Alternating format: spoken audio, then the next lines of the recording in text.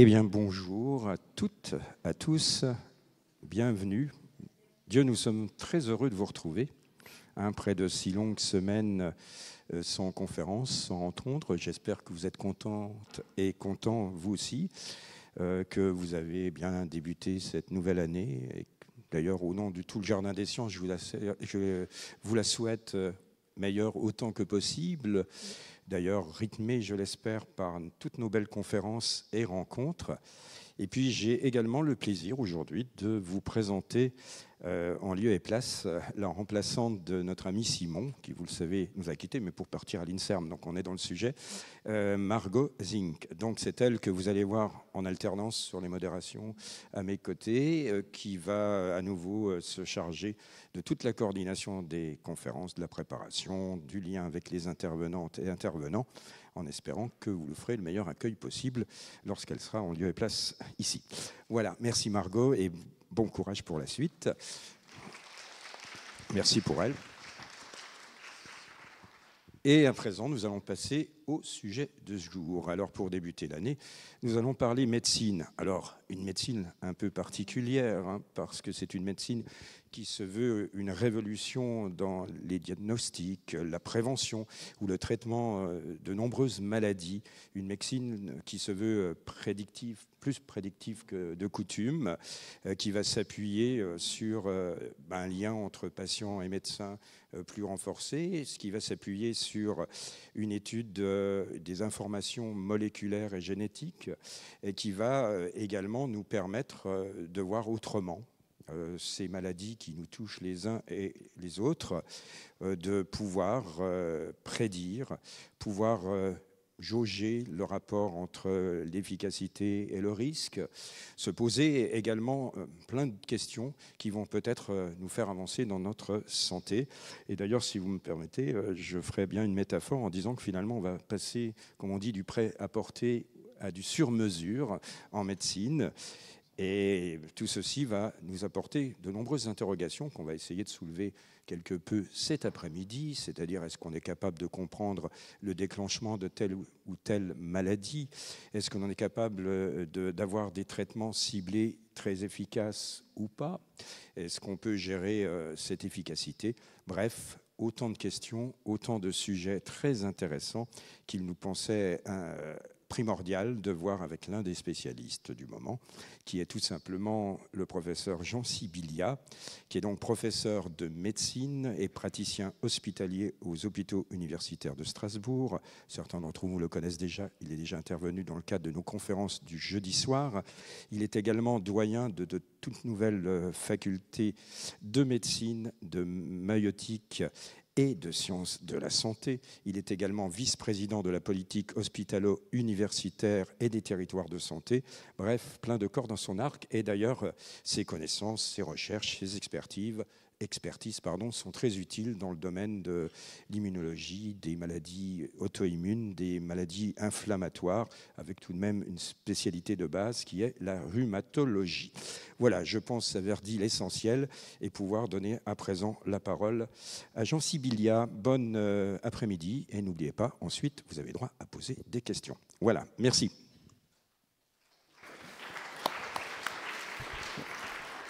Merci pour cette introduction. Pour un homme de sciences, des sciences dures, il connaît toute la médecine. C'est une introduction extrêmement pertinente. Donc on va partager un petit moment ensemble sur un sujet qui fait couler beaucoup d'encre, qui est une vision, non pas futuriste, mais c'est une vision d'aujourd'hui et du futur de la médecine, qu'on appelle aujourd'hui médecine de précision, mais qu'on appelle aussi médecine personnalisée. C'est un autre terme qu'on utilise souvent. Et je vais essayer de vous montrer d'abord ce que c'est, pourquoi on va vers une médecine de ce type-là. Et évidemment, je vais montrer des exemples de ce type de médecine. Et je prendrai deux exemples. Alors, l'un qui est très célèbre, qui est évidemment le cancer. Le cancer, c'est l'application principale de la médecine de précision aujourd'hui. Et un deuxième domaine qui est le mien. Donc, on ne parle jamais aussi bien de son domaine de prédilection prédilection, qui est celui des maladies inflammatoires. Vous savez que les humains sont touchés par de nombreuses maladies inflammatoires. Il y en a que vous connaissez, la sclérose en plaques, par exemple, la maladie de Crohn, la polyarthrite rhumatoïde, ces grandes maladies qui sont devenues une plaie de nos sociétés, hein, et dont les mécanismes méritent qu'on les aborde de façon plus précise, plutôt que par des grands traitements qui tuent tout, quoi, hein. Aujourd'hui, c'est se dire, on va faire un peu différemment et on va essayer de mieux comprendre des maladies et puis traiter de façon plus personnalisée, sans rentrer dans le fantasme qu'il faut éliminer, je crois, rapidement, du traitement individuel et personnel. Ça, c'est peut-être pour demain, après-demain, mais aujourd'hui, bon, sauf exception, le traitement à l'individu, il est vrai dans le rapport médecin-malade. Finalement, quand vous êtes en face de votre médecin, vous êtes en colloque singulier, hein, face à face. Là, il y a une part de personnalisation. Mais après, dans les traitements qu'on propose, c'est des traitements plus ou moins cadrés. Ils peuvent être très cadrés ou un peu moins cadrés, mais ils ne sont pas encore individuels. Mais ça viendra peut-être si, bien sûr, le temps, l'histoire nous laisse le temps et nous donne les moyens d'aller vers une médecine de ce type-là, parce que ça a évidemment un coût scientifique, il va falloir développer encore beaucoup de choses, et puis c'est un coût économique, évidemment, hein. Vous doutez bien qu'entre on traitait tout au temps de Molière, c'était simple, hein, les médecins de Molière, vous connaissez tout ça, les médecins de Molière, c'était en gros lavement, saignée. On donnait probablement un peu d'aspirine, mais ça s'arrêtait là.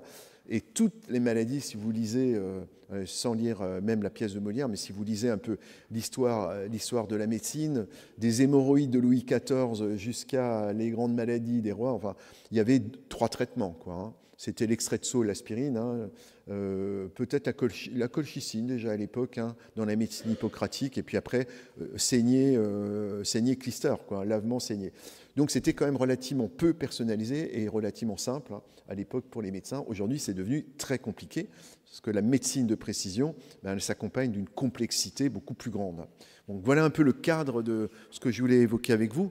Vous dire qu'on le fait, et merci Margot, dans le cadre d'une vraie vision de notre université vis-à-vis de tous ceux qui sont dans la salle, vis-à-vis de la cité, de la société, et de dire qu'on est là, les universitaires, pour essayer d'expliquer les choses, expliquer ce qu'on fait, ce qu'on sait, ce qu'on ne sait pas surtout. Parce que peut-être l'enjeu le plus grand, c'est peut-être pas celui qu'on met en avant dans les exposés, mais c'est toute l'immense zone d'incertitude de ce qu'on ne sait pas encore aujourd'hui.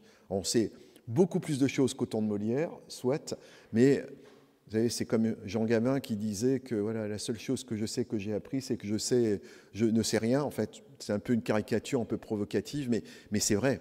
Plus on avance, plus on se rend compte. Et je pense que c'est vrai dans les sciences de la Terre ou les sciences du vivant.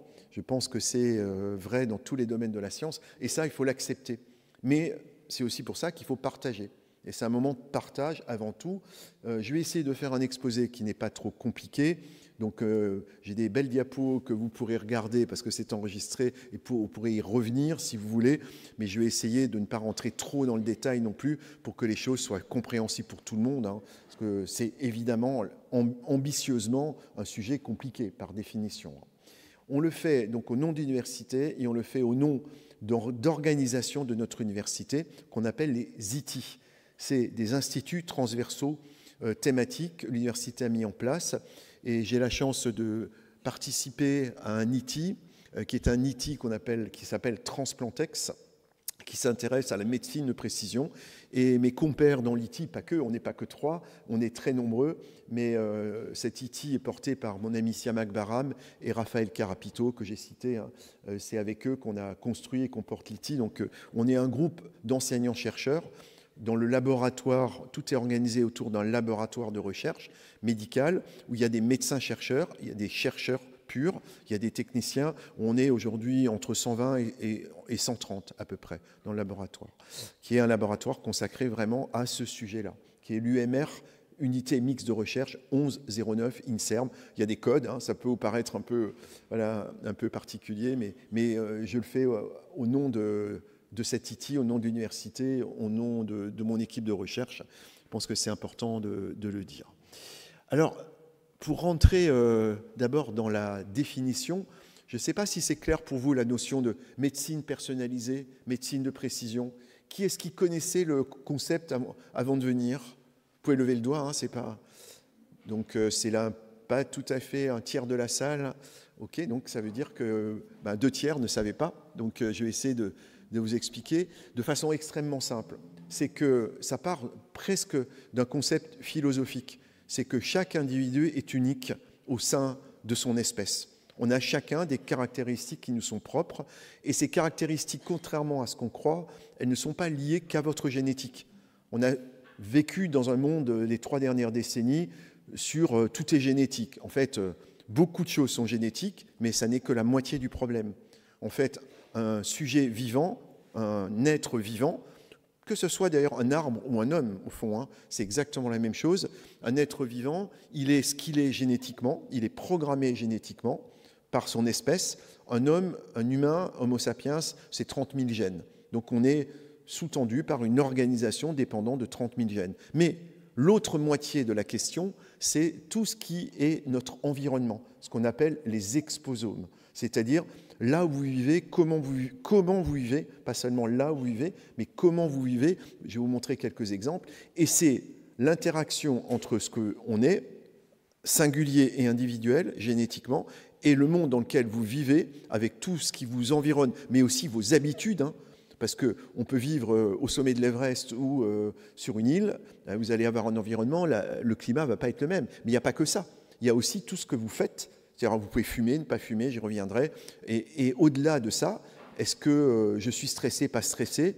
Est-ce que je gagne bien ma vie, je ne gagne pas bien ma vie? Ce qu'on appelle les déterminants psychosociaux. Tout ça détermine en fait l'histoire, votre histoire, du premier jour de votre vie au dernier jour de votre vie jusqu'à la mort. On est conditionné parce qu'on est notre terrain génétique, notre patrimoine génétique, et puis l'environnement dans lequel on va vivre. Et ça, c'est vraiment quelque chose d'extrêmement nouveau d'appréhender les maladies de cette manière-là. Et c'est, quand je dis nouveau, c'est embêtant aussi parce que c'est beaucoup plus compliqué que de regarder juste l'individu avec un microscope. Là, on est obligé de regarder l'individu et tout son environnement. C'est beaucoup plus complexe, passionnant, mais beaucoup plus complexe.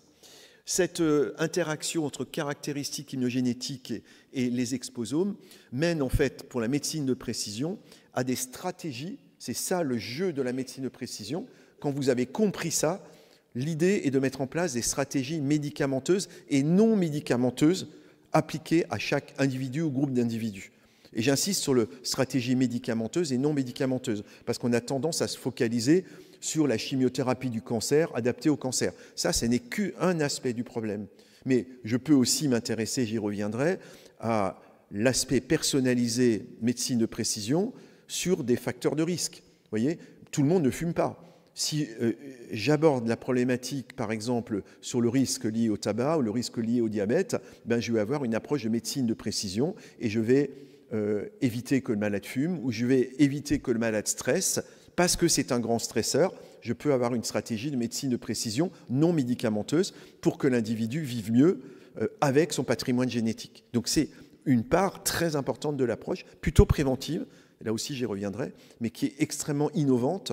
Ça paraît bizarre de se poser la question comme ça paraît presque normal de le faire, mais enfin, ce n'était pas conceptualisé de cette manière-là jusqu'à présent. Je pense que les 2 objectifs sont assez simples de cette médecine personnalisée, médecine de précision. C'est d'abord améliorer la qualité et l'efficacité de tous les traitements médicamenteux, non médicamenteux, mais aussi d'améliorer la tolérance. Ça, j'insiste beaucoup. C'est un vrai débat. Un traitement, quel qu'il soit, c'est toujours un bénéfice et un risque. Il n'y a pas de traitement sans risque. Même un traitement, les traitements comme l'hypnose ou la méditation ou ces traitements non médicamenteux ont un certain nombre de risques. Alors, ce n'est pas le risque d'une chimiothérapie d'un cancer, mais rien n'est sans risque puisque vous intervenez sur l'individu. Donc, il y a toujours un bénéfice et un risque et on ne peut jamais regarder un traitement sans regarder le rapport bénéfice-risque. Et on prend toujours un risque pour un bénéfice attendu.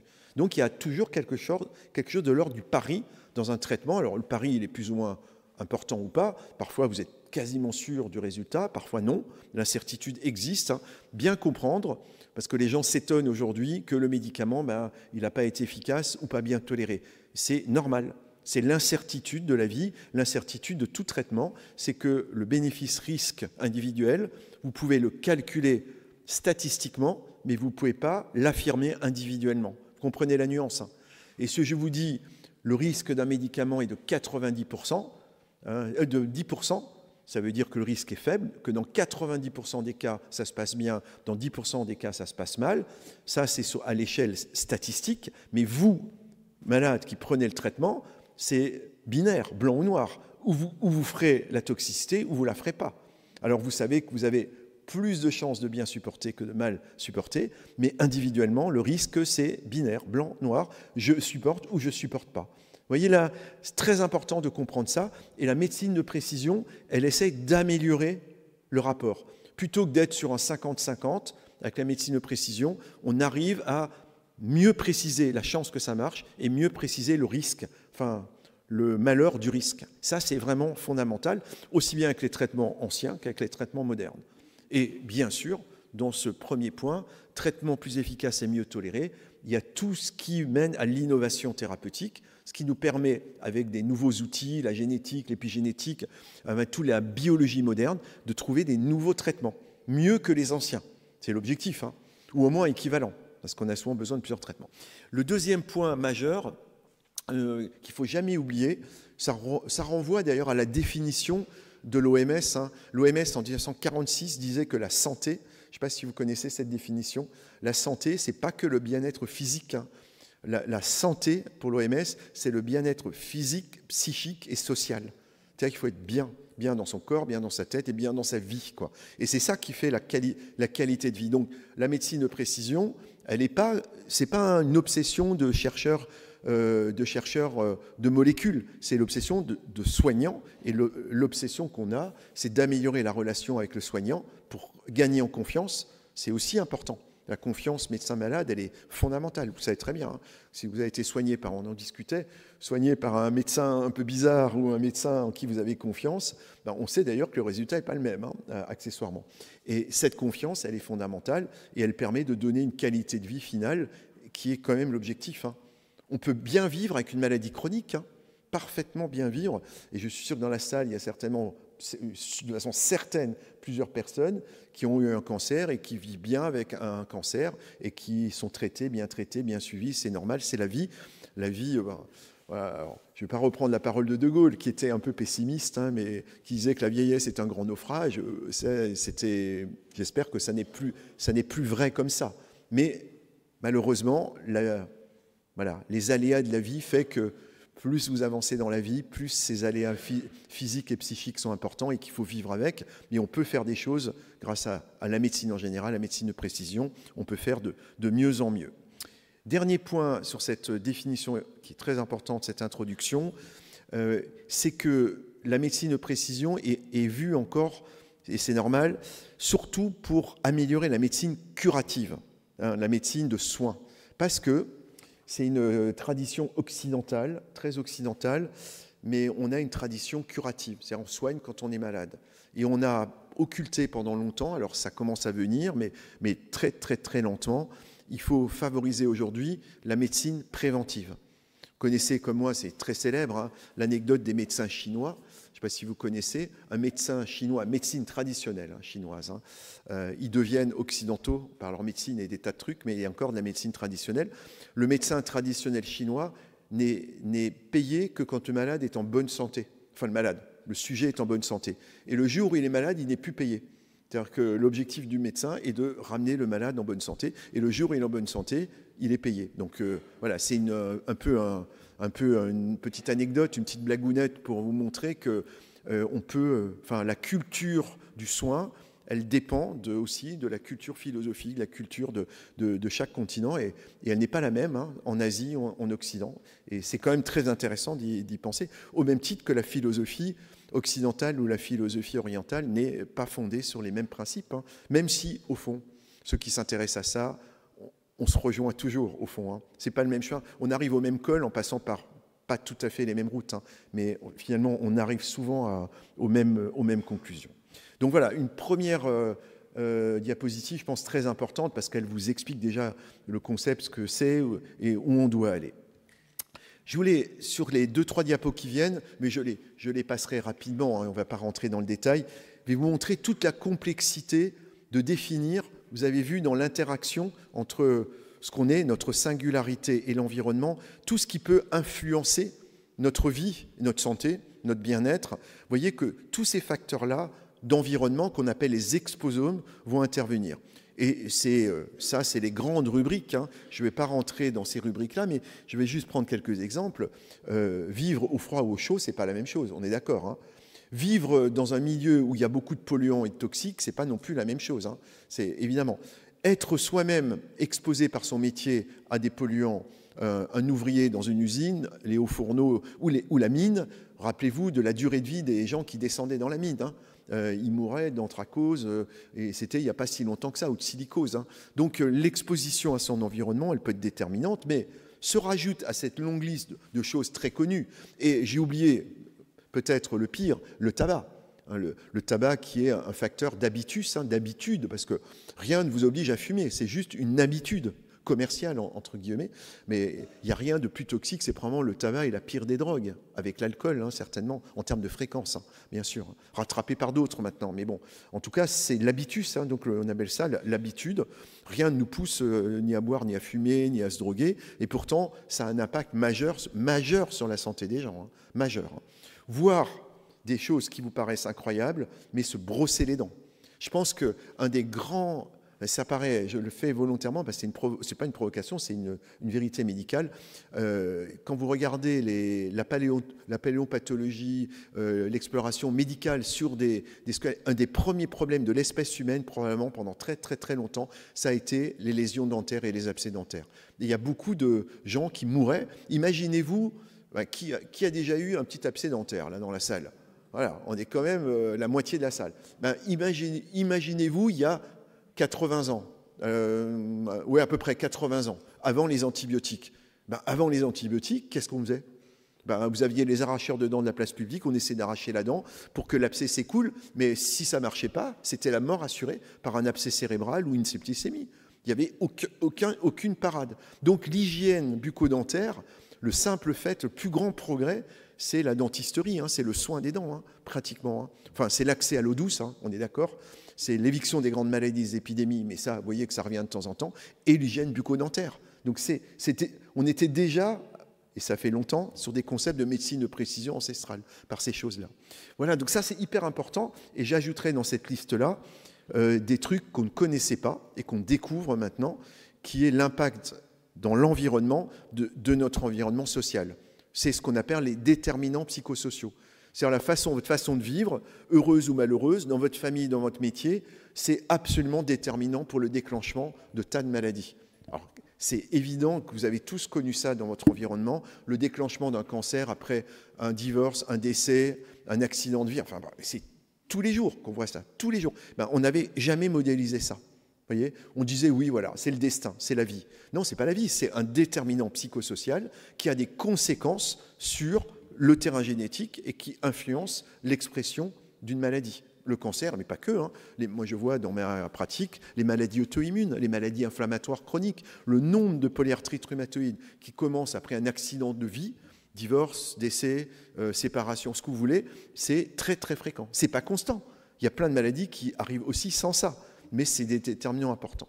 Et le dernier truc qui vient impacter notre vie maintenant, alors on n'en a pas beaucoup parlé, mais on commence à en parler, même le président de la République en a parlé, j'ai constaté qu'on lui avait bien conseillé dans son discours, mais ça commence seulement à venir, c'est l'environnement qu'on appelle le digitisome, c'est-à-dire tous les objets qui font votre vie quotidienne, qui sont des objets connectés, des objets digitaux. Alors là-dedans, il y a des tas de sujets qu'on n'a pas le temps d'évoquer aujourd'hui.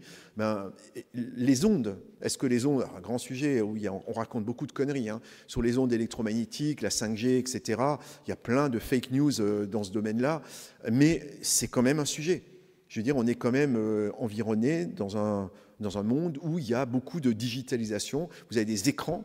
La couleur des écrans a une importance, l'électromagnétisme, les ondes, mais pas que, il y a plein de sujets, et ne serait-ce que le temps que votre cerveau va passer sur votre smartphone, sur votre tablette, que vous soyez enfant ou adulte, ça a des conséquences absolues. Et puis au-delà, mais ce n'est pas le sujet d'aujourd'hui, mais c'est de l'environnement, c'est de l'exposome, c'est comment notre cerveau va, dans 1, 2, 3, 4, 5 décennies, notamment les enfants, se transformer sous l'effet de l'intelligence artificielle. Je prends juste un exemple, parce qu'il y a un exemple très simple, c'est le GPS. Oui, enfin, moi j'ai un certain âge quand même, mais moi je roulais avec une carte routière encore, il n'y avait pas de GPS, ou alors à la mémoire pure. Aujourd'hui, c'est fini. On a perdu cette fonction d'orientation que des animaux ont conservé. Si vous réfléchissez, moi je suis, comme vous certainement, je suis complètement émerveillé du sens migratoire qu'ont des oiseaux. Alors les cigognes, elles ne migrent plus maintenant, donc elles restent en Alsace parce que l'hiver est clément, mais ces oiseaux qui étaient capables, avec un organe très précis dans le cerveau, enfin c'est pas par hasard, elles partent pas vers l'Afrique par hasard, elles savent exactement où elles vont. Les oiseaux migrateurs ou les saumons qui remontent, c'est fabuleux, un saumon va remonter à l'endroit où il est né. Il part dans la mer quelques années, il remonte à l'endroit où il est né. C'est quand même absolument... L'homme a perdu ce sens-là. Il a perdu ce sens-là parce qu'il n'en a plus besoin. C'est comme les muscles qui disparaissent ou les dents qui disparaissent. On a des dents qui disparaissent ou des muscles. On a un petit muscle là qui s'appelle le petit palmaire qui est en train de disparaître. Il existe chez les grands singes et commence à disparaître dans l'espèce humaine parce que vous n'avez plus besoin de soulever des caisses tous les jours. Et ce petit palmaire est en train de disparaître. Voyez. Donc c'est hyper intéressant qu'à l'échelle du cerveau et même à l'échelle du corps, vous avez une adaptation à l'environnement progressive. Et bon, comment est-ce qu'on va vivre une adaptation ultra rapide au digitisome, à l'environnement digital? Est-ce que, ça c'est l'idée de certains, je trouve très intéressante, c'est de la médecine de précision au fond, est-ce que pour préserver l'espèce, l'évolution de l'espèce, en termes de vision précise, est-ce qu'il ne faut pas ralentir le progrès de telle sorte que l'adaptation puisse se faire à l'échelle de notre capacité de nous adapter? On n'est pas des robots, on ne peut pas nous changer une vie sur un logiciel, etc. On a besoin de s'adapter génération après génération. Est-ce que ça va trop vite? Pas assez vite. Enfin, c'est une vraie question que se pose la médecine de précision. C'est vraiment un des sujets. Et vous voyez, on pourrait appliquer ce sujet à l'étude. Là, on a beaucoup appris des mathématiciens et notre Pierre Collet et d'autres. C'est absolument passionnant. Se dire que si on veut comprendre, aller plus loin pour soigner les gens, il faudra qu'on étudie mieux les interactions qu'il y a entre ces environnements que j'évoquais et ce qu'on est nous, voyez, c'est-à-dire nos caractéristiques personnelles. C'est ce qu'on appelle l'analyse des modèles complexes, où on essaye d'analyser ces modèles compliqués et on analyse l'objectif, les interactions. C'est ça la médecine de précision, c'est comment tout ça, dans ce modèle complexe, interagit de telle sorte qu'on trouve les bons mécanismes et qu'on traite les bons mécanismes des maladies. Ça, c'est vraiment absolument passionnant. Et ça montre, voilà, un exemple appliqué à une maladie. Je prends l'exemple de la polyarthrite rhumatoïde. Vous voyez, aujourd'hui, et on ne va pas détailler les choses, mais dans cette seule maladie inflammatoire, tout ce qu'on a identifié comme éléments d'environnement, spécifiques et non spécifiques, qui peuvent intervenir sur le déclenchement de l'inflammation. Alors, je ne vais pas re-rentrer dans la description, mais vous voyez que vous retrouvez tout ce que je vous ai raconté jusqu'à présent, les éléments, et je n'ai pas parlé de l'alimentation, mais qui est aussi, parce que c'est l'occasion de le faire après la crise de l'agriculture, après la rébellion de nos agriculteurs, c'est évident que c'est un enjeu de santé publique, l'alimentation et l'utilisation de molécules qui permettent de la productivité, c'est un vrai enjeu dans les maladies, dans le cancer, dans les maladies inflammatoires. Vous voyez, un des éléments clés de l'environnement, c'est l'alimentation. Pour vous donner un seul exemple, qui connaît la maladie de Crohn, ça je sais, oui, beaucoup connaissent la maladie de Crohn. Vous savez, c'est cette maladie inflammatoire de l'intestin qui est assez célèbre. Aujourd'hui, il y a une explosion du nombre de maladies de Crohn. On a longtemps discuté pourquoi. Parce que la génétique ne change pas, on est d'accord. La génétique de la population, elle évoluera sur des millénaires. Il y a tout un débat. Cette génétique, elle s'adapte en fonction des mutations. Mais c'est sur des générations, des générations. On est aujourd'hui encore en train de réfléchir, et c'est très intéressant, il y a encore un article la semaine dernière, l'impact de la grande peste de 1300, grande peste noire en Europe. Qu'est-ce qu'elle a eu en impact sur la population européenne en termes de transformation génétique? Mais c'est des raisonnements sur des siècles, vous voyez, la transformation génétique, alors que la transformation des environnements, c'est sur quelques années ou quelques décennies. Et pour la maladie de Crohn que je citais, on a cru que c'était la génétique, mais c'est évidemment pas la génétique. On sait aujourd'hui que c'est la mauvaise alimentation, ce qu'on appelle l'alimentation hyper transformée. Vous connaissez ce concept hyper transformé? En gros, alors je ne vais pas Je ne vais pas être méchant, mais voilà, c'est les pizzas, les McDo, les machins, tout ça, c'est hyper transformé. Tout ce qui est plat préparé, les sauces, les machins. Il y a beaucoup d'aliments hyper transformés, et cela, ces médicaments, c'est un lapsus, hein, mais ces aliments sont des éléments qui provoquent de l'inflammation dans l'intestin. Et ça démarre par là. Et d'ailleurs, beaucoup de maladies inflammatoires commencent dans l'intestin. Cette fameuse polyarthrite rhumatoïde, c'est pour ça que l'alimentation est citée. On a découvert dans la dernière décennie, j'y ai contribué, enfin notre équipe y a contribué, on a découvert que ça commençait dans l'intestin. C'est une maladie à début intestinal. Et elle devient articulaire seulement après. Et donc l'alimentation, et c'est logique, hein. Pourquoi? Parce que c'est là où ça s'échange le plus. Hein. Pourquoi? Si on est à l'aise sur le modèle complexe qui est le bonhomme, l'individu et l'environnement, c'est quoi vos zones d'échange? La peau, la respiration et l'alimentation. Donc c'est là que ça se passe. Hein. C'est l'air, la qualité de l'air, la qualité de l'eau, la qualité de l'alimentation. L'échange, il se fait par les zones où ça échange. Hein. Et vous échangez dans vos poumons avec l'air et vous échangez dans l'intestin avec l'alimentation. C'est assez clair. Sur la peau avec tout ce que vous touchez. On est construit comme ça. Hein. Le vivant est construit comme ça. Et le vivant... Voilà, peut reculer dans l'échelle du vivant. Hein. Le poisson aussi, enfin il ne respire pas, mais le poisson, le batracien, l'oiseau, c'est pratiquement la même chose, c'est les mêmes échanges. Donc voilà un exemple de maladie où, vous voyez, on a modélisé. Donc ça, c'est un travail qu'on a fait à Strasbourg, notamment, avec nos équipes. Et on travaille, je montrerai très rapidement à la fin, un projet européen dans lequel on est impliqué pour essayer de modéliser, d'améliorer encore la compréhension de ce modèle. Parce qu'une fois que vous savez ça, après... il faut arriver à collecter tout ça, et individu par individu, et l'analyser de telle sorte à comprendre le fameux modèle complexe que j'évoquais. Voilà l'exemple de polyarthrite rhumatoïde, c'est moins important. Alors, je voulais passer à une deuxième partie qui est vous expliquer où on va avec quelques exemples. On verra si je traiterai tous les exemples, peut-être pas, mais dans cette médecine de précision, et vous dire qu'il y a un volet dominant qui est le volet de la médecine curative, et un volet, pour l'instant, émergent, qui est la médecine de précision. Alors, c'est quoi ces deux grandes orientations majeures? La première, qui est la médecine curative, les orientations de la médecine de précision en termes de curatif, hein, de traité, c'est détecter le plus tôt possible la maladie. Ça, c'est un vrai progrès de la médecine de précision, c'est-à-dire qu'on sait faire des diagnostics précoces. Ça fait partie du concept. Et puis, le deuxième concept, c'est utiliser le bon traitement pour le bon patient. Alors ça conditionne, c'est conditionné par, vous voyez, trois conditions que j'ai déjà évoquées mais que je reprends. C'est que vous êtes capable de bien définir le bon médicament pour la bonne personne en fonction de ses caractéristiques. Je vous montrerai l'exemple dans le cancer. C'est une première chose. La deuxième chose, c'est de donner le médicament de la bonne manière, à la bonne dose, par la bonne voie. Est-ce qu'il faut donner par la voie veineuse, par la voie péros, hein, par la bouche ou autrement. Et la troisième chose, c'est que vous êtes capable de prédire le bon rapport bénéfice-risque, notamment le risque, le bénéfice et le risque. Et à chaque fois, on a des techniques en fait hein, qu'on développe. Hein. Vous voyez, je prends le point 1 qu'on appelle la theranostique. Hein. Ça, c'est absolument passionnant. Theranostique, c'est-à-dire faire le pronostic de l'efficacité de la tolérance du médicament. Donc c'est une science, hein, c'est devenu une science theranostique. Hein. C'est tous les outils qu'on peut mettre à disposition pour savoir si le médicament sera efficace et bien toléré. Individuellement, hein, c'est la theranostique individuelle. Donc ça se fait déjà. Je passerai vite la partie droite, qui est la médecine de précision, qui est préventive. Cette médecine de précision préventive, elle n'est pas du tout axée de la même manière. Elle a comme objectif de prédire les risques individuels, et notamment, peut-être, hein, mais ça c'est demain, de transformer ces risques. Vous voyez qu'il y a trois façons d'aborder la question. Prédire les risques et prédire les risques liés à la génétique et prédire les risques à l'environnement. Et vous allez avoir trois manières d'agir.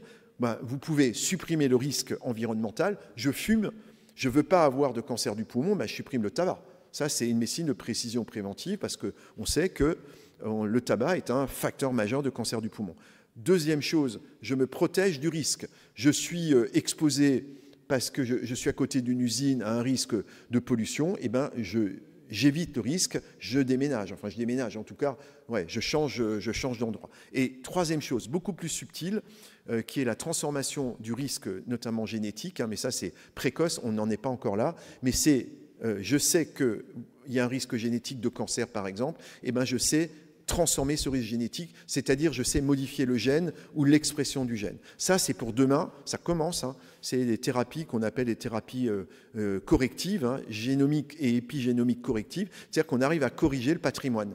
Alors, ça se fait dans des exemples très précis, très rares encore, hein. Dans les maladies des enfants qui font des déficits immunitaires, on remplace ou on substitue le gène qui est malade. Et les enfants qui ne produisaient pas une immunité normale, ben vous leur redonnez une immunité normale par ce qu'on appelle une thérapie génique. Maladie du muscle, hein, fameuse maladie, le généton, hein, vous avez tous vu. On arrive à faire aujourd'hui, difficilement, mais on arrive à faire des premières thérapies géniques correctives, voyez, où on va corriger le patrimoine génétique. Mais ça, 1, ça coûte très cher, 2, c'est très compliqué, et 3, c'est pas sans risque. Donc, parce qu'on touche au patrimoine génétique. Il est plus simple de supprimer le risque. Si la maladie est surtout liée à un risque, en termes de prévention, il est toujours plus facile de supprimer le risque, ou de se protéger contre le risque. C'est beaucoup plus simple. Bon, ça, c'est un grand domaine d'évolution de la médecine de précision prédictive, en fait, et qui nous mène, et c'est juste pour que vous connaissiez le concept, au-delà de la médecine de précision, ça c'est absolument passionnant, on est en train d'évoluer vers une santé de précision. La différence, vous voyez, la santé de précision, c'est en fait le mélange de ce que je viens de vous dire, c'est-à-dire de l'approche curative et de l'approche préventive, dans un contexte en fait d'accompagnement, formation, recherche. En fait, c'est un nouveau concept, on arrive à mélanger pour le bien des individus le curatif et le préventif, c'est-à-dire qu'on se met dans la meilleure dimension, dans les meilleures dimensions, pour que ça ne soit pas que la maladie qui soit prévenue ou traitée, mais que ce soit l'individu dans son ensemble. Et ça, c'est quand même hyper important parce que un sujet n'est pas une maladie, un sujet, c'est un homme, ou un homme, une femme, hein, dans son environnement, et que la vraie approche de santé de précision, c'est aborder toutes ces questions-là, et pas seulement juste la problématique technique de la maladie. Donc ça, c'est vraiment un concept nouveau. On passe de la médecine de précision à la santé de précision. Question je pense, très importante à discuter, c'est finalement pourquoi on ne l'a pas fait et pourquoi aujourd'hui on peut le faire, en tout cas la médecine de précision curative. Alors là, je ne vais pas rentrer non plus dans le détail, mais vous montrer qu'il y a des conditions de la réussite. Et les conditions de la réussite de cette médecine de précision, elles sont relativement simples. C'est que, 1, on a tous les outils aujourd'hui pour mieux connaître le patrimoine génétique et épigénétique de chacun. Je ne sais pas si vous vous rappelez, dans les années 90, mais séquencer le génome, c'est pour ça la petite vignette que je vous montre. À l'époque, Jean Weissenbach, qui a été un Alsacien d'origine, a été le premier à séquencer le génome humain dans le monde. Le séquenceur, enfin, la machine informatique, le séquenceur, c'était un immeuble. Il fallait un immeuble pour séquencer. Et la séquence, j'ai oublié le coût, mais c'était, à l'époque, séquencer un génome humain, c'était quelques millions de francs. Aujourd'hui, dans notre laboratoire à Strasbourg, le séquenceur, il est grand comme ça, enfin un peu plus, mais pas plus grand qu'un tout petit meuble, et on séquence un génome humain à moins de 1 000 €. Vous voyez, alors qu'il y a 40 ans, c'était effectivement plusieurs millions et il fallait un immeuble. L'informatique a changé, la technologie. Donc la miniaturisation et la frugalité des moyens, aujourd'hui on a la technologie et à un coût raisonnable. Parce que si vous avez la technologie mais que ça coûte 1 million d'euros pour chaque truc, c'est pas réaliste. Deuxième point, c'est qu'on a aujourd'hui, c'est une énorme évolution, c'est qu'on est passé des médicaments chimiques à l'ancienne, qu'on découvrait par hasard, l'aspirine, on est passé à des médicaments intelligents. C'est-à-dire qu'on invente le médicament pour une action. Ça, c'est fondamental. Ce qu'on appelle la biotechnologie. Mais la biotechnologie, elle peut être biologique ou chimique. On peut faire de la biotechno et créer un médicament exactement, je vous montrerai un exemple, on crée le médicament exactement pour faire le truc qu'on veut, pour un sujet très précis. Je vous montrerai un exemple dans le cancer, une forme de cancer où on sait exactement, parce qu'on connaît la tumeur individuelle, et on sait trouver le médicament quasiment à l'échelle individuelle pour traiter la tumeur. Ça, on sait le faire quand même. Donc la biotechnologie, fondamentale.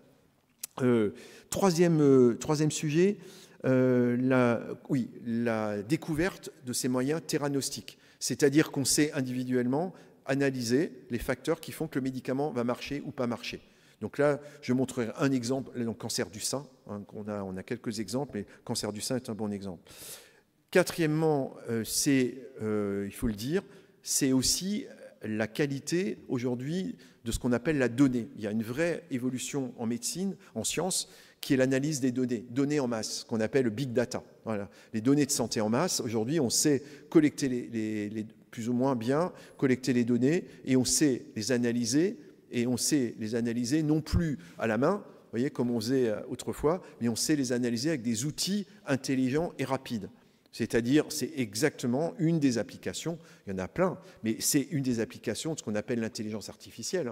Mais l'intelligence artificielle, c'est que du calcul, c'est rien d'autre. Du calcul sur la base de données qui ont permis d'apprendre des algorithmes de calcul. C'est pas plus compliqué que ça. Après, on fait tout un monde de l'IA. L'IA, c'est de la mathématique adossée à de la donnée avec de l'algorithmie et qui est beaucoup plus puissante que les capacités de notre cerveau. C'est largement plus puissant sur le plan neurocognitif, et c'est d'autant plus puissant qu'on a, et je crois que je l'ai mis ou pas, mais qu'on a aujourd'hui des outils de calcul, et à Strasbourg, on a une chaire de physique quantique, on est aujourd'hui sur des... Nous, on l'a fait dans le laboratoire, alors on a dû, pendant la période Covid, on a fait un travail hyper intéressant, c'est Siamak qui a géré ce travail-là, on a essayé de prendre en réanimation tous les gens qui avaient moins de 40 ans et qui ont fait une Covid grave ou qui sont morts, moins de 40 ans, qui n'avaient aucun facteur de risque, jeunes, pas de diabète, pas d'obésité, rien du tout, mais qui étaient morts du Covid, 40 ou 50 jeunes patients décédés de la Covid, et on a pris toutes les données qu'on pouvait trouver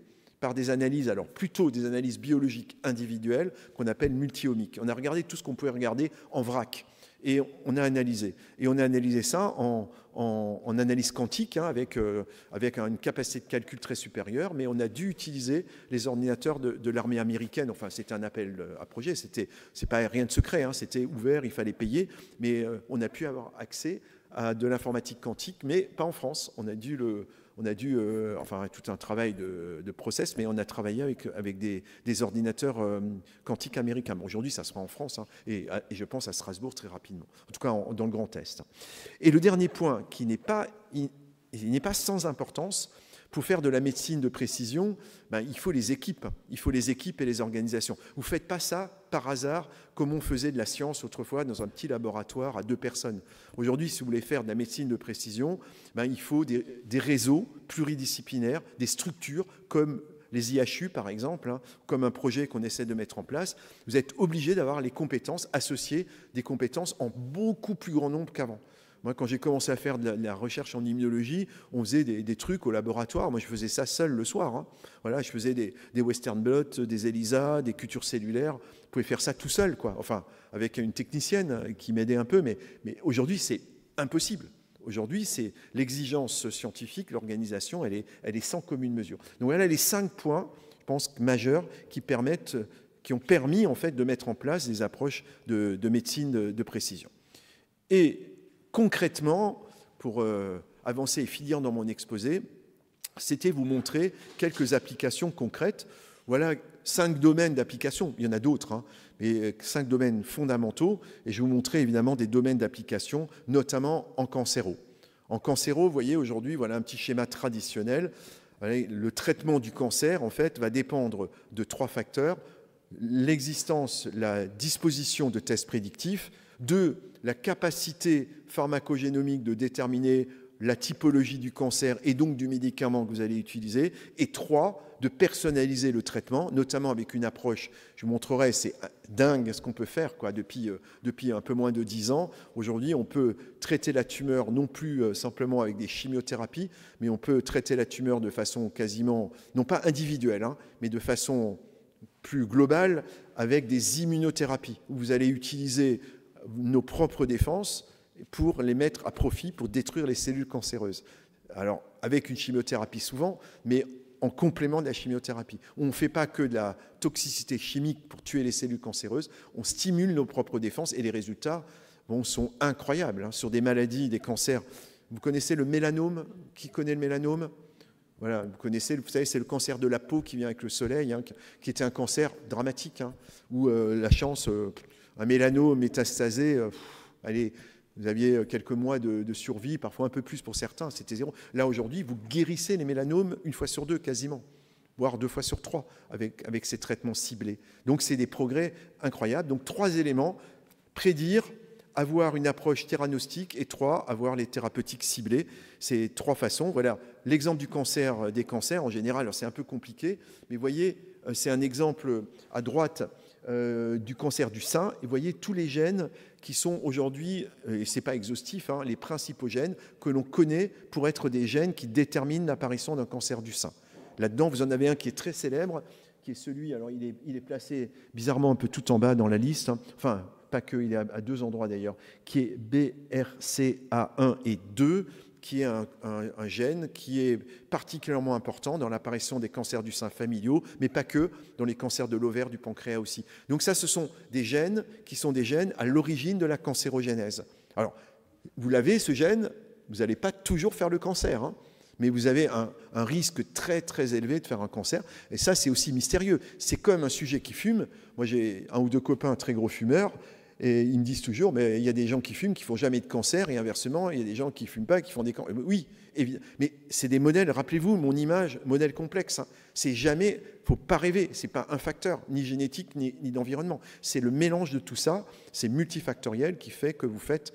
Mais ces facteurs génétiques-là, dans le cancer du sein, ils sont très, très importants, et ils permettent, en fait, vous voyez, les 3 gradations des traitements, ils ont permis de passer des traitements généraux, en fait, par chimiothérapie, à des traitements ciblés ou des traitements ultra ciblés avec des nouvelles technologies, hein, notamment. Et demain, enfin, tous les jours maintenant, on a des communications sur les thérapeutiques ciblées avec des ARN, hein, et pas que messagers, hein, l'ARN thérapie. Hein. Je vous ai fait une petite diapositive pour montrer tout ce qu'on peut faire. Mais aujourd'hui, on peut faire des choses avec des outils biotechnologiques beaucoup plus puissants qu'on avait jusqu'à présent. Alors, ces gènes que je citais, BRCA1 et 2 prédictifs du cancer, ils ont été mis vraiment en exergue, vous savez, notamment par Angelija. Et c'est de... Voilà, je ne traduis pas de secret médical parce que voilà, ça a été communiqué dans la grande presse et les réseaux sociaux. Mais c'est vrai qu'aujourd'hui, vous le savez certainement, hein, beaucoup d'entre vous le savent dans la salle, quand on a cette anomalie génétique familiale, on fait même, c'est ce qu'elle a fait, on ôte le sein en préventif pour éviter que le cancer arrive. Hein. Ôter les ovaires, c'est un peu moins traditionnel, mais on peut faire sur une médecine de précision. Parce que vous connaissez le facteur prédictif de risque très élevé, vous pouvez aller jusqu'à ôter l'organe qui peut être encore. Ce n'est pas très glamour, entre guillemets. Après, on peut faire des reconstructions. Évidemment, le cancer du sein, ça se reconstruit heureusement très joliment. Mais on est dans la médecine de précision, génétiquement déterminée par ces gènes-là, allant jusqu'à des thérapeutiques préventives, hein, qui sont drastiques, hein, puisque c'est ôter l'organe. Ces gènes-là, d'autres permettent aussi de prédire l'efficacité et la toxicité des molécules. Vous voyez, le principe de la théranostique, c'est qu'au sein d'une population générale, vous arrivez, parce que vous connaissez les gènes qui font l'efficacité de la tumeur ou qui font du traitement, ou des gènes qui font le risque du traitement, vous arrivez à prédire avec une précision plus ou moins grande ce que l'efficacité ou la tolérance du traitement. Donc sur cette population, vous voyez, on stratifie par la génétique, hein, selon les gènes, parce qu'on connaît les gènes, on stratifie les répondeurs et les non-répondeurs au traitement, et on stratifie les tolérants et les intolérants. Et vous arrivez à la fin à dire, voilà, on fait votre génétique, si vous avez ce gène-là, vous avez une forte chance de répondre au traitement, ou une forte chance d'être malheureusement lié à une toxicité de ce traitement. Et on choisit la molécule en fonction de ça. Alors, ce n'est pas encore là non plus disséminé, mais on a plein d'exemples aujourd'hui. On a cette stratégie de théranostic, hein, pharmacogénomique,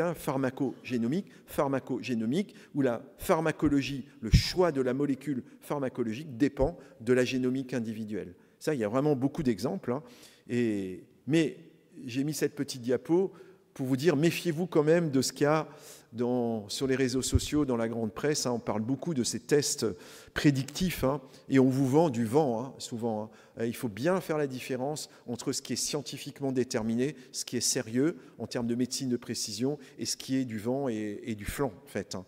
Et on vous vend des objets, des applications de susceptibilité aux maladies, de score de santé globale.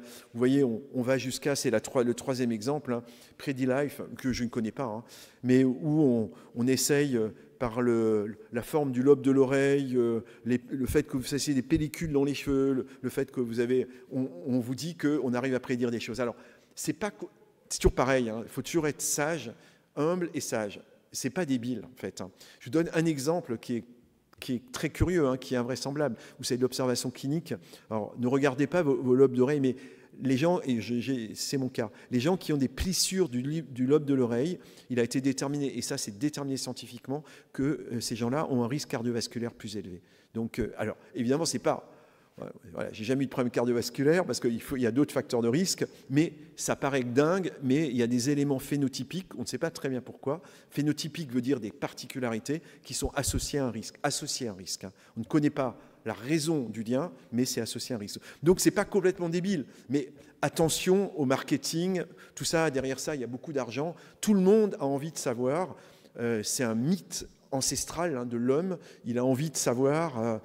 le futur, le passé d'ailleurs, revenir dans le passé, cette pulsion qu'on a, et on se fait parfois avoir en fait par des choses commerciales, mais qui n'ont aucune valeur scientifique. Donc revenons toujours à la valeur scientifique des tests. Un test, c'est évaluer, et si ça sert, c'est bien, si ça ne sert pas, il ne faut pas le faire.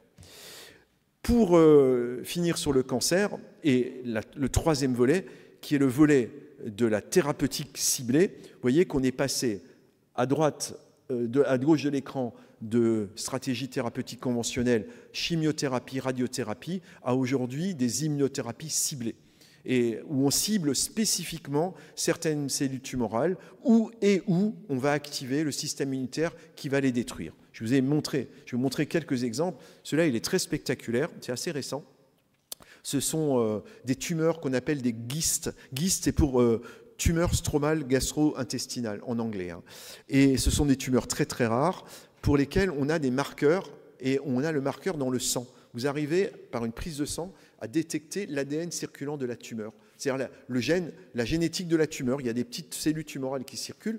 Vous arrivez par la prise de sang à attraper ces cellules tumorales et vous pouvez les analyser. Et vous allez regarder, mais c'est standardisé, parce qu'il y a quelques gènes importants, notamment le petit nom de ces deux gènes, c'est le gène KIT et le gène d'un facteur de croissance qu'on appelle PDGFRA. Ces deux gènes, on les connaît, on sait que ce sont des gènes de cette tumeur, on sait les regarder dans des cellules circulantes sur une prise de sang, et à partir de là, vous avez le traitement exact qui va marcher dans cette maladie-là. Puisque ce sont ces gènes, ils codent pour ce qu'on appelle des enzymes, qui ont une action de kinase. Kinase, ça veut dire qu'ils phosphorylent. Voilà, ce n'est pas une grande importance, mais ces kinases phosphorylantes, mutées, anormales, pro-cancérogènes, on a l'antidote qui est un inhibiteur de kinase propre à ces gènes mutés. C'est génial, c'est génial. Et vous avez ces tumeurs, zéro chance. Avant, c'était zéro survie.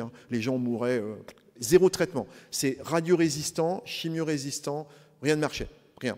Quelques petits trucs, quelques bricoles. Là, maintenant, par ces approches-là, là, on est vraiment dans la médecine de précision, où on va vraiment chercher le cœur de la tumeur génétique et on a l'antidote. Alors, évidemment, on n'a pas ça pour toutes les tumeurs. C'est malheureusement, pour l'instant en tout cas. En revanche, ce qu'on peut faire, c'est assez génial. On peut, c'est l'étape aujourd'hui, le progrès incroyable des 5 à 10 dernières années, c'est on peut aller individuellement stimuler votre système immunitaire pour rendre votre système immunitaire super tueur de la tumeur. Et on a aujourd'hui des biomédicaments. Vous voyez, j'ai pris quelques exemples qu'on appelle des anticorps monoclonaux. C'est en fait, dans un fermenteur de biotechnologie industrielle, vous produisez un anticorps qui va cibler 2 molécules. Alors, je suis désolé pour les noms de code. Les molécules sont PD1 et PDL1, donc c'est un couple, et un deuxième couple qui est CTLA4-B7. Si vous êtes capable, et on le fait à façon, c'est construit, c'est l'homme qui construit l'objet de la cible, l'anticorps monoclonal. Si vous injectez ces anticorps monoclonaux, ils vont bloquer ces 2 couples. Et la conséquence du blocage de ces 2 couples, c'est de rendre vos cellules plus actives. Parce que la tumeur, c'est malin une tumeur, c'est assez génial. En cancéro, la tumeur, elle est construite, elle a une intelligence biologique et elle va leurrer votre système immunitaire. C'est pour ça qu'on ne guérit pas et qu'on fait des métastases. La tumeur, elle va développer des antidotes internes pour leurrer votre système immunitaire. Elle va faire croire au système immunitaire qu'il n'a pas à être actif contre la tumeur. C'est absolument dingue. Vous voyez, la tumeur, la cellule tumorale, vous voyez, en vert, elle est capable d'exprimer PDL1. Qui est une molécule humaine, en fait. Et donc, elle leurre le système immunitaire. Le système immunitaire, il va PDL1 avec PD1, donc il dit, oh là là, là, je ne vais pas toucher, puisque c'est à moi. Vous voyez, et je tolère. Et tolérer, là, en l'occurrence, c'est pas bon, parce qu'il va tolérer la cellule tumorale, il ne va pas la tuer. Et donc, avec nos anticorps monoclonaux, on est capable de bloquer le couple PD1-PDL1 ou de bloquer le couple CTLA4-B7 en visant CTLA4. Et c'est ça, ces fameuses immunothérapies du mélanome. C'est comme ça qu'on arrive à avoir des résultats aussi importants dans des tumeurs comme le mélanome ou le cancer du poumon ou d'autres cancers aujourd'hui. Après, le jeu, évidemment, qui est assez difficile, c'est de trouver les bonnes cibles. Là, on les a trouvées facilement, il y en a d'autres, hein. Maintenant, la médecine de précision, elle sophistique la recherche de ces cibles-là. Et encore mieux, c'est l'étape d'il y a 2-3 ans, c'est qu'on est même capable, moi je trouve ça génial, on est capable non pas d'aller stimuler vos propres cellules à l'intérieur avec des anticorps monoclonaux, on est capable de prendre vos propres cellules, on prend vos lymphocytes tueurs, vous voyez. Alors, il y a 2 types de cellules, hein, rentrez pas, ça c'est un petit schéma à moi, on peut prendre les LT, lymphocytes T, ou les NK, cellules natural killer. C'est 2 globules blancs différents. Tous les deux, ils sont très différents, mais tous les deux sont des tueurs de tumeurs, hein. Voilà. Donc, on s'en fout à la limite qui est qui, mais prenez les jaunes, les lymphocytes tueurs, et ben, on est capable de prendre vos lymphocytes, on vous les prélève, on les met dans un système, on va les transformer génétiquement pour les rendre super tueurs de la tumeur que vous voulez. C'est-à-dire, on va éduquer vos cellules, vos globules blancs, pour les rendre tueurs de l'antigène tumoral, parce que vous connaissez la tumeur, donc vous connaissez l'antigène. Vos cellules sont à vous, on est capable de les modifier pour qu'elles deviennent des super tueurs de tumeurs, et pas de n'importe quelle tumeur, mais de votre tumeur. Ce qu'on appelle, c'est le fameux concept des CAR T-cells, hein, qui est en train d'être développé, et qui est absolument incroyable. Alors, c'est pas sans risque, c'est pas non plus, c'est pas sans coût, c'est une procédure CAR T-cell, c'est 300 000 €. Donc, voilà, c'est pas le prix d'aspirine, hein, on est d'accord, hein, ou le prix d'une chimiothérapie qui coûte rien, hein. Ça coûte très cher, mais les résultats, notamment sur les leucémies de l'enfant, sont... Enfin, le premier papier qui est sorti il y a maintenant 6-7 ans, New England Journal of Medicine, hein, c'est une très grande revue, c'était 10 ou 12 enfants atteints de leucémie intraitable, réfractaire, 100% de guérison. Guérison, pas rémission, guérison. Ça vaut le coup. Si c'est le cas, ça vaut le coup. Maintenant, reste à extrapoler ces stratégies à d'autres tumeurs, hein, avec d'autres stratégies, notamment les stratégies NK. On travaille avec, dans le laboratoire, enfin, j'étais à Marseille il y a 2 semaines, avec un gars génial, Éric Vivier, qui est un spécialiste des NK.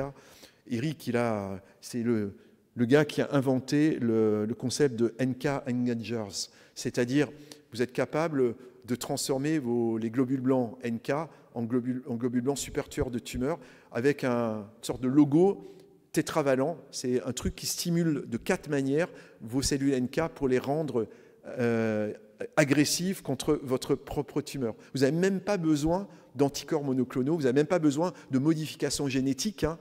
C'est sans modification génétique, c'est juste avec une molécule exogène, biotechnologique, hein, conçue, tétravalente, hein, et qui va stimuler ces globules blancs.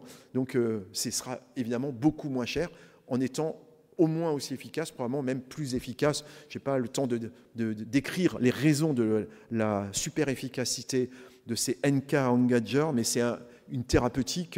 La phase 1 commence, c'est-à-dire que les premiers malades sont traités maintenant, hein, donc c'est pas... Vous voyez, ce n'est pas de la médecine de précision de 2050. Hein, les premiers malades sont traités, c'est des cancers du poumon. Et dernier point, et je m'arrêterai juste après. Je ne sais pas quelle heure il est. Ouais, yes. Dernier point en termes de technologie, c'est un monde nouveau qui s'ouvre et qui va nous aider aussi. Et c'est un monde qui s'ouvre depuis... Alors, on en parle depuis la Covid, mais en réalité, là aussi... On vous a dit, il y en a qui l'ont cru n'importe quoi, et à Strasbourg, on est bien placé pour dire que ça fait 30 ans ou 40 ans qu'on travaille sur les ARN et les ARN thérapeutiques, hein. À Strasbourg, on a un chercheur que j'admire beaucoup et que j'aime beaucoup, Eric Westhoff. Eric Westhoff, il a fait toute sa carrière sur les ARN. Donc, on vous a raconté des imbéciles dans la presse qui se disaient chercheurs INSERM. Je ne citerai pas cette chercheuse qui était soi-disant spécialiste des ARN, qui a raconté mais n'importe quoi. Les ARN, ça fait 30 ou 40 ans. Il y a eu des développements. Aujourd'hui, on peut imaginer de multiples stratégies d'ARN thérapie, hein, pas qu'avec les ARN messagers. Vous voyez la diversité, je n'ai pas le temps évidemment de vous détailler, mais c'est juste pour montrer que la médecine de précision pourra s'appuyer sur des outils de type ARN, que ce soit des ARN messagers ou des ARN petits ARN ou des longs ARN non codants. Il y a toute une stratégie parce que c'est hyper facile à produire. Ça coûte quasiment rien. C'est d'une simplicité de production. C'est beaucoup plus simple que les Carticel ou les NK Engager. C'est beaucoup plus simple à produire. Si ça a la même efficacité, c'est vraiment, vraiment gagnant. Donc je passe ma partie, je me sacrifie, je passe la partie immunologique pour simplement vous dire que, je finirai là-dessus, vous dire que ça, c'est la médecine de précision high level, high technology, vous voyez, où on a des outils de médecine de précision incroyables, mais c'est la réalité d'aujourd'hui. Aujourd'hui, on dit ça souvent, moi je le raconte souvent, mais, et ça, je voulais vraiment vous rendre sensible à ça, on est le seul pays au monde où vous allez vous pointer aux urgences ou dans un service d'onco, un service de rhumato, avec une petite carte verte. Vous savez ce que c'est la petite carte verte? Carte vitale. Voilà. C'est le seul pays au monde où, parce que vous avez une petite carte vitale, vous allez venir et vous allez avoir demain un traitement à 300 000 ou à 500 000 euros parce qu'on a envie de vous soigner et que la générosité et la solidarité permet de payer ces traitements remboursés par ce qu'on appelle la sécurité sociale. Il faut quand même le rappeler à chaque fois. Aller aux États-Unis ou n'importe quel pays du monde, c'est vraiment pas comme ça. Donc, on a parfois du mal à comprendre le bashing de notre pays, notre société, de notre science, de notre université. Moi, je ne comprends pas. Je ne peux pas le comprendre même. C'est hors champ. Je ne peux pas comprendre. Quand on a ça, mais on doit tout faire pour le chérir et le garder et le chérir et tout faire. Je ne comprends pas. C'est incompréhensible pour moi. Voilà. Je voulais quand même vous dire ça et vous dire que, au-delà de ça, on est capable de la biotechnologie de faire des trucs très très simples.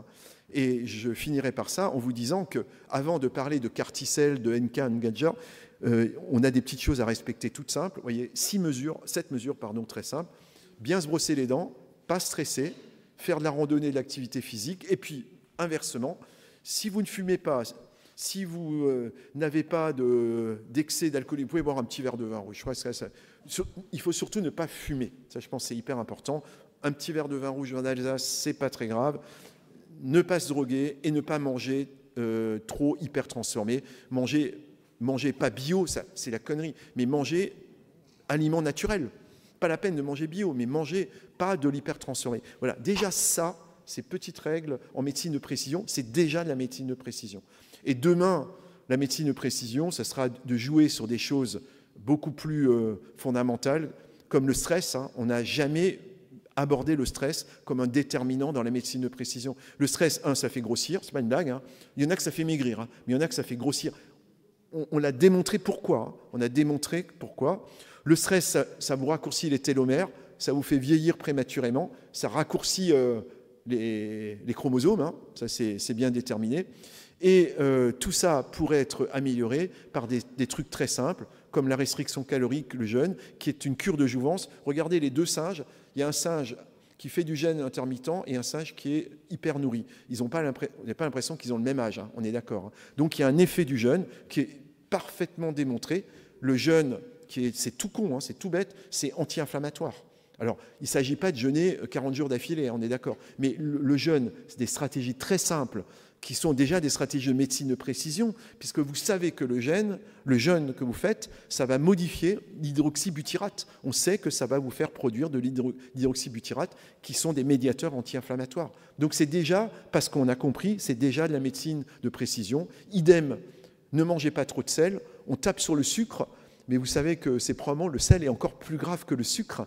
Et le sel, en immunologie, on sait que le sel est un activateur des mauvaises cellules immunitaires. Le sel, ce n'est pas juste la pression artérielle, oui, mais c'est aussi un élément délétère, immunitaire, extrêmement délétère, qui favorise un certain nombre de maladies. Donc c'est vraiment déjà des approches de médecine de précision, parce qu'on sait le rôle du sel, du stress, du sucre, et peut-être demain, en termes de prévention, la médecine de précision abordera un sujet assez fondamental, qui est celui du vieillissement en général, par la médecine réparative. On peut imaginer une médecine de précision réparative ou préventive de l'immunosénescence. Ça, c'est un énorme concept. On s'est dit, là, pour une table ronde future, on aimerait bien, moi je trouve que ce serait très intéressant de faire une table ronde sur le vieillissement, sur la fragilité et l'immunosénescence. Demain, la médecine de précision pourra lutter contre l'immunosénescence. L'immunosénescence, c'est le fond de la maladie d'Alzheimer, du cancer et des maladies inflammatoires, clairement. Et il y a des domaines aujourd'hui, la science, moi c'est un sujet qui m'intéresse beaucoup, la science, elle montre qu'il y a des éléments scientifiques qui expliquent ce que c'est l'immunosénescence. C'est pas juste je vieillis, je vieillis, voilà, je me rabougris. Il y a des phénomènes biologiques qu'on peut partiellement contrôler, pas complètement. L'homme est fait pour disparaître. Hein. Ça serait d'ailleurs pas très sympathique de rester toute sa vie sur la planète, et très compliqué, mais on peut faire des choses.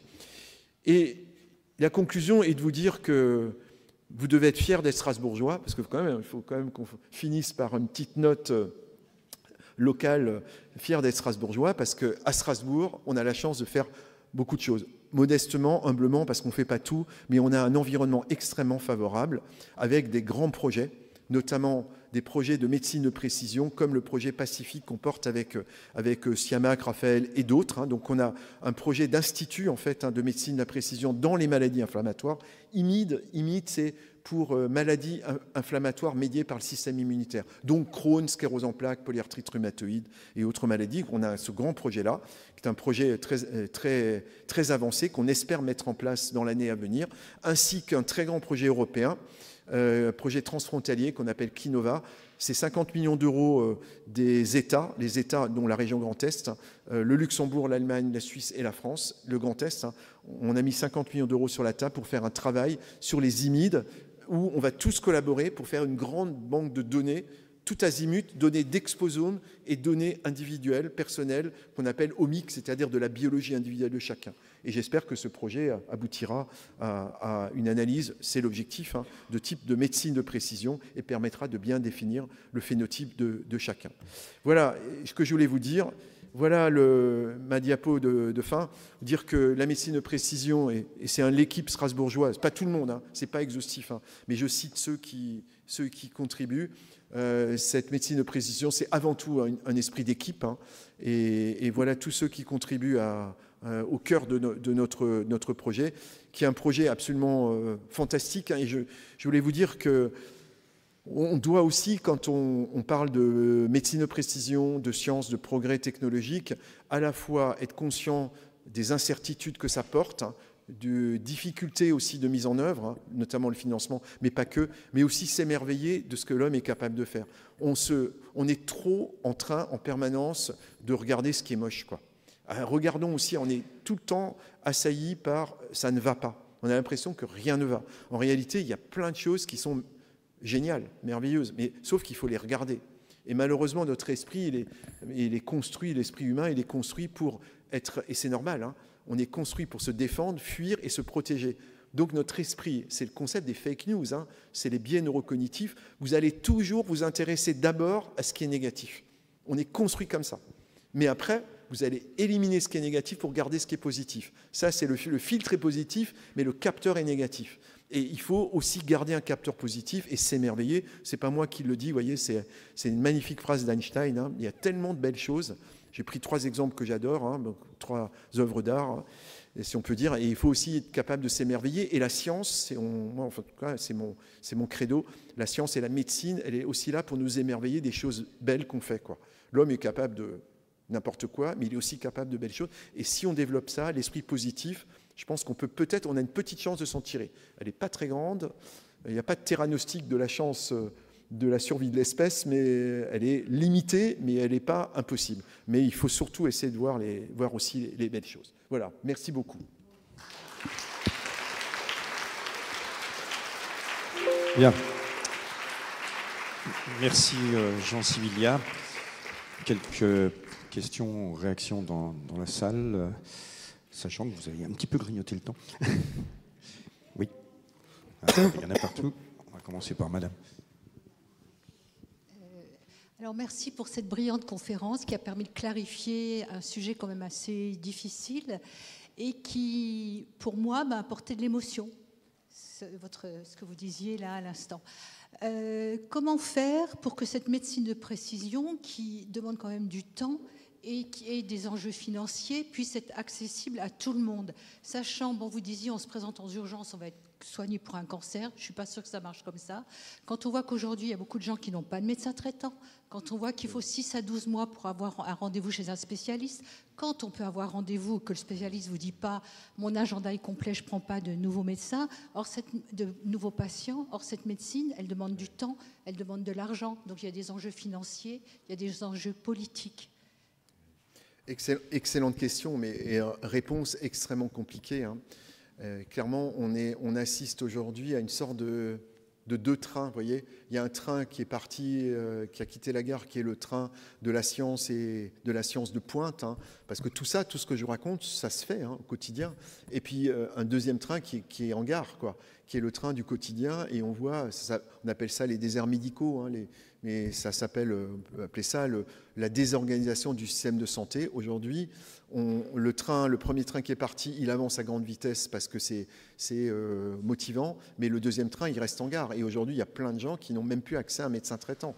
Donc nous, on a un énorme souci, en fait, hein, qui est de donner accès à l'innovation. C'est ça le principe, hein, dans notre société, dans notre système de santé, donner accès à l'innovation pour tout le monde, quels que soient les revenus. Ça demande trois choses. Ça demande une organisation territoriale, hein, où tout le monde peut accéder aux meilleurs soins. Ça, c'est vraiment... Deux, ça demande quand même des financements. Enfin, ça ne peut pas se faire... Enfin, la santé, ça coûte de l'argent. Je ne vous comprends pas, jamais bien compris le système, vous savez, économique de la santé. On gagnerait de l'argent. Un hôpital, comment un hôpital peut gagner de l'argent? Un hôpital ne peut que perdre de l'argent, puisqu'il soigne... Enfin, j'ai jamais compris très bien le concept de gagner de l'argent avec un système de santé, ou même l'équilibre. Il faut mettre de l'argent dans le système de santé, parce qu'on soigne des gens, on sauve des vies, on améliore la qualité de vie. Ça, personne ne vous dit, si vous dépensez beaucoup d'argent, personne ne vous rend un chèque parce que vous avez sauvé une vie ou amélioré. Vous voyez, le modèle, il marcherait si on vous payait la qualité de vie ou la mort de quelqu'un. Enfin, c'est complètement aberrant de raisonner comme ça. Donc, il faut de l'argent. Et après, il faut clairement des compétences humaines. Et on a besoin de médecins, on a besoin de soignants, on a besoin de nouveaux métiers, on a besoin de choses. Alors, le problème, c'est que ça va tellement vite que même malgré l'effort fait, je suis doyen de ma fac, hein, donc on forme beaucoup plus de médecins, de soignants qu'avant. Mais sauf que le trou est fait, vous voyez, et le trou est fait. Pour reboucher le trou, il va falloir minimum 10 ou 15 ans. Le bal est fait. Donc c'est une très intéressante question. J'ai aucune réponse formelle. Il faut juste faut lutter tous les jours pour que chaque fois qu'on peut, qu'on amène les gens à l'innovation, au meilleur traitement. Mais c'est une lutte quotidienne, quasi individuelle. Le système s'améliorera, mais j'espère. Mais il est aujourd'hui défaillant pour ça, c'est clair. Voilà. Alors j'ai monsieur, après on passera à la dame.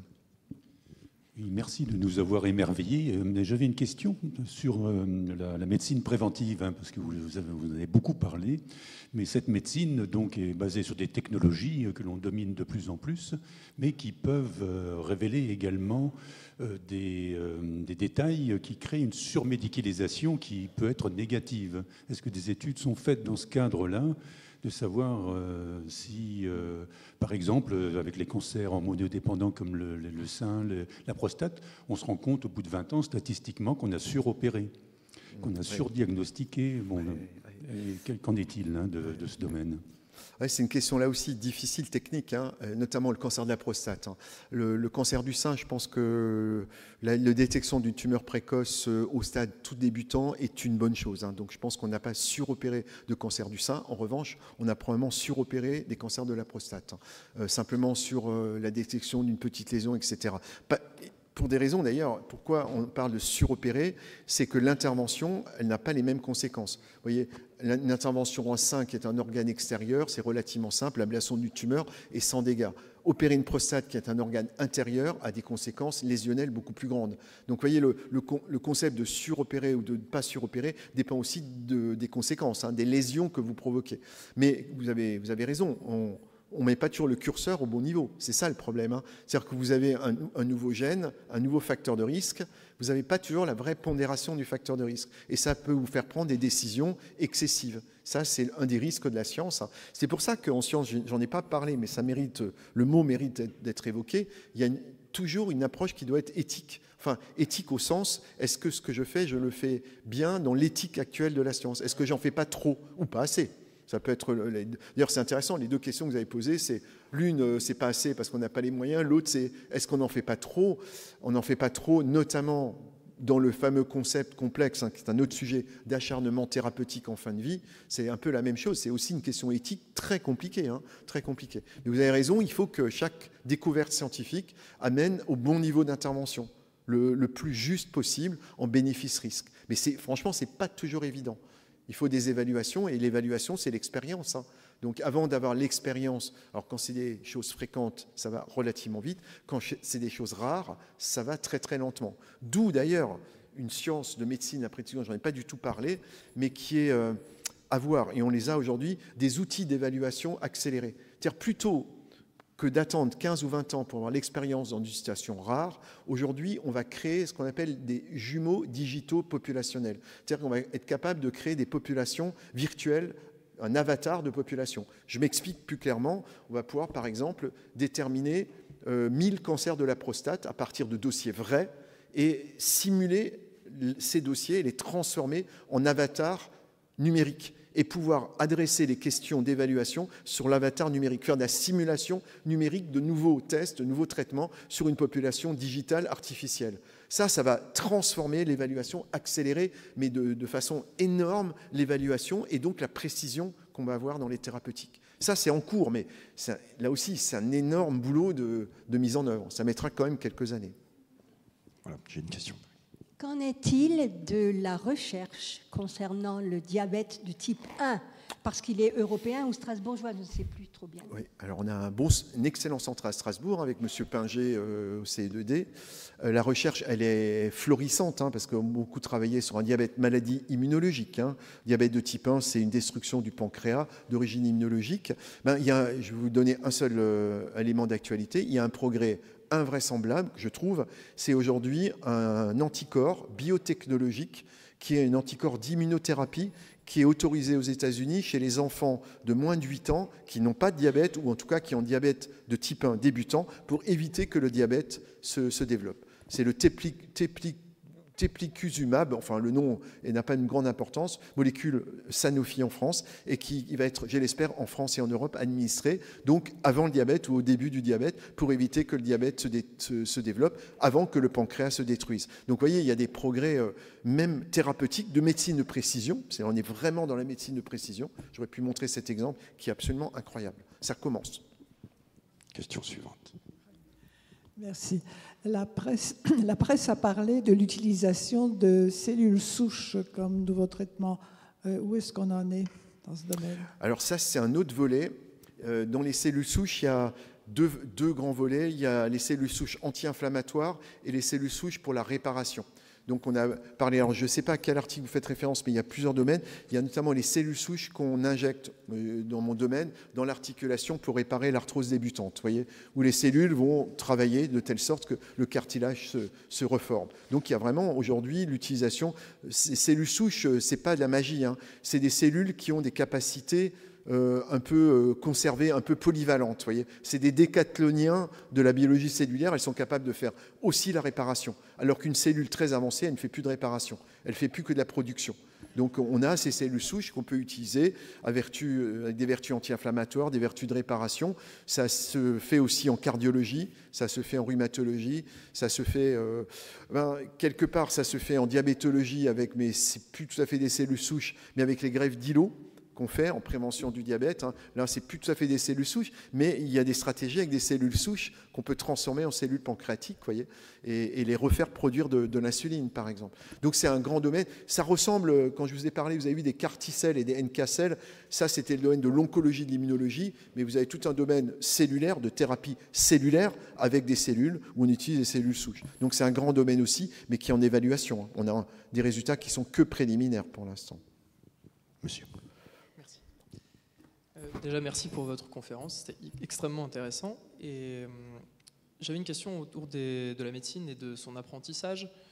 C'est de quelle manière évoluent les programmes autour de la médecine de précision? Parce que c'est quelque chose qui est toujours soumis à de nouvelles recherches et à de nouvelles trouvailles.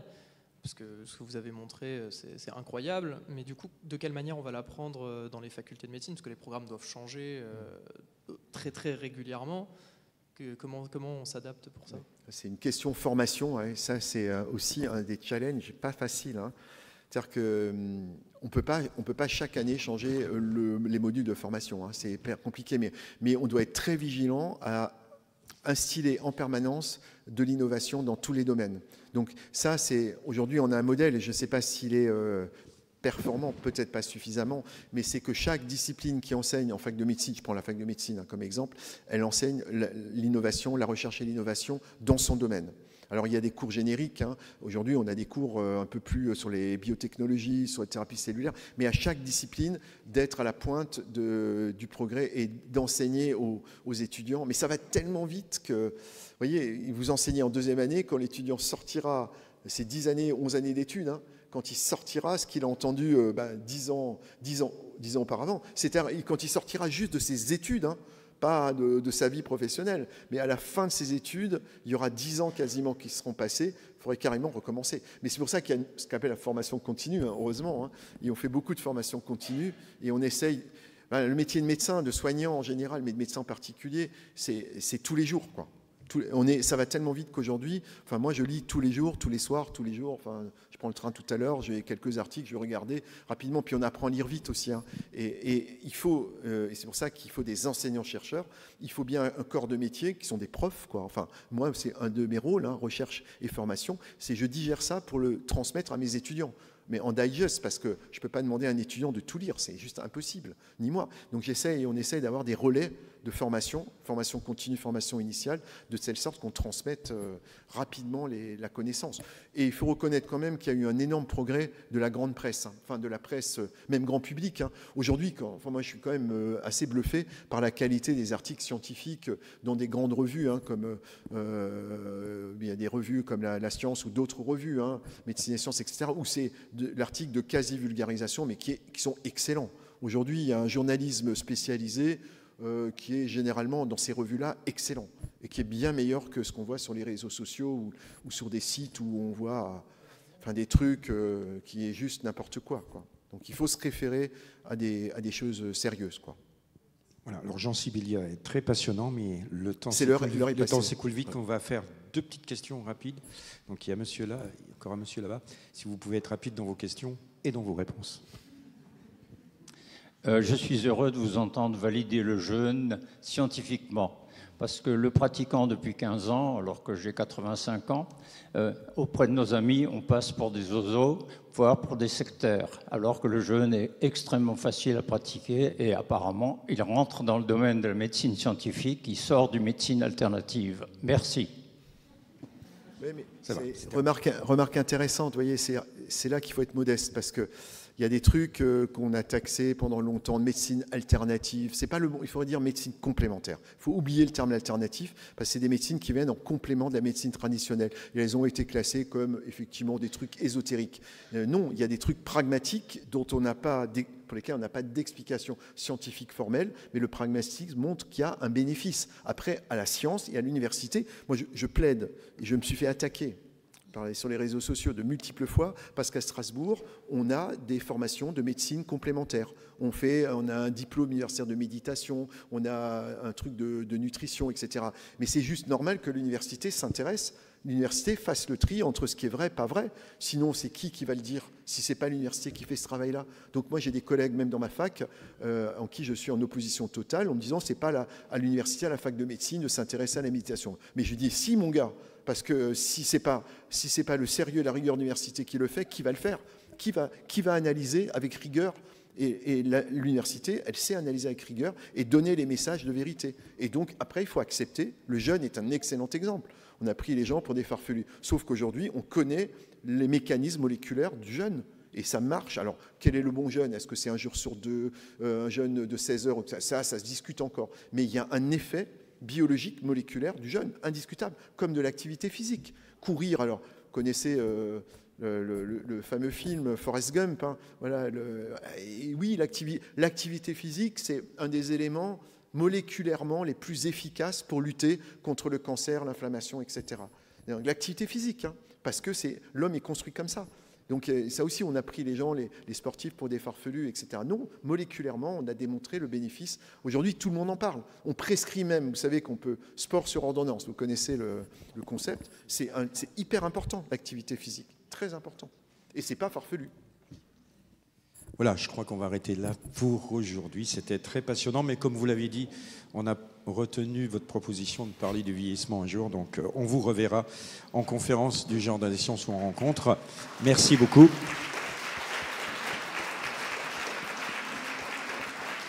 Et si j'ose dire, la semaine prochaine, ce sera un autre sport, puisqu'on va parler des Jeux Olympiques sans référendum avec Michel Quebel. D'ici là, passez une bonne semaine. À bientôt.